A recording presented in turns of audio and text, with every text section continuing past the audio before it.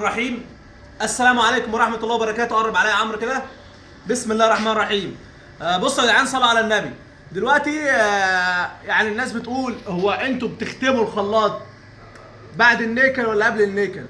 احنا بنختم الخلاط يا جدعان بعد النيكل، وهنوريكم دلوقتي. قرب كده يا عمرو، قرب بقى بالموبايل خالص، ما تجيبنيش انا، قرب عليا، زوم هنا، هات هنا على الجسم. بصوا يا جدعان، صلوا على النبي. احنا دلوقتي عندنا الختم اهو، هات الشاشه، هات الشاشه، عندنا الختم اهو، تمام كده؟ خلاص، اللي احنا هنختم بيه، ومعانا جسم الخلاط.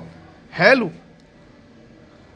تمام. ظبطنا الخلاط على الحته اللي احنا هنختم عليها، والخلاط متنكل وكله تمام.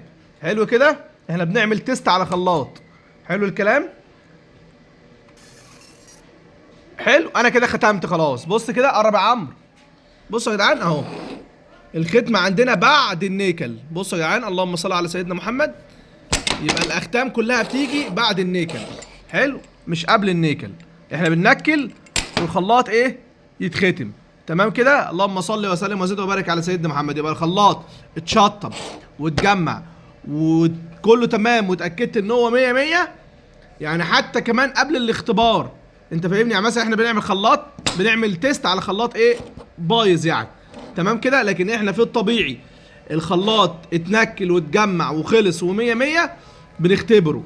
تمام. حتى ما ينفعش نختبره الا لما نتاكد من سلامه البودي، عشان ما يبقاش احنا ختمنا وخلاص. لان لو لا قدر الله الخلاط فيه مشكله او فيه عيب، طبيعي ان هو هيتزال تاني وهيتقشر. يعني مثلا زي كده، خلاط مثلا فيه مشكله او فيه عيب، هيتقشر تاني، هينزل حوض النيكل، هينزل الحوض الازاله ويتقشر ويتشال طبقه النيكل من. بصوا طبقه النيكل عامله ازاي اهي. هتتشال طبقه النيكل دي، هتتشال طبقه النيكل.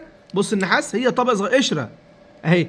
فطبيعي ان ايه؟ احنا بنختم بعد النيكل على طول. اللهم صل وسلم وزد وبارك على سيدنا محمد. يبقى الطباعه بتكون بعد النيكل اهو. تمام كده. انا معايا الطباعه اهو، تمام كده. اهو، اللهم صل على سيدنا محمد اهي. تمام. واقدر اطبع اهو بعد النيكل على طول. اللهم صل على سيدنا محمد. يعني احنا بننكل اهو، تمام كده، ونطبع في اي حته بقى في الخلاط انت عايز تطبع عليها اهو. تمام كده. اللهم صل على سيدنا محمد. ارفع كده شويه. بص اهي اهي. اللهم صل على سيدنا محمد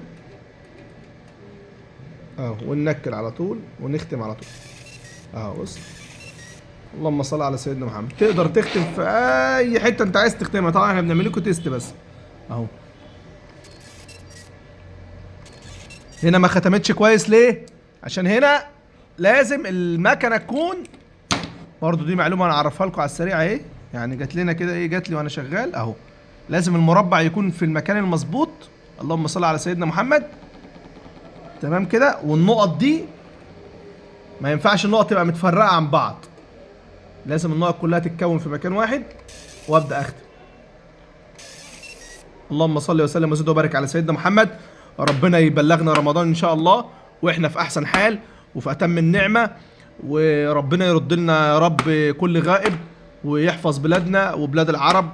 استغفروا ربنا كتير وصلوا على حبيب محمد صلى الله عليه وسلم. ربنا يسترها معاكم ويوسع ارزاقكم ويبارك لنا في شعبان وما تبقى من شعبان، ويبلغنا رمضان ان شاء الله 2026 واحنا في احسن حال وفي اتم النعمه. صلوا على حبيب محمد صلى الله عليه وسلم. السلام عليكم.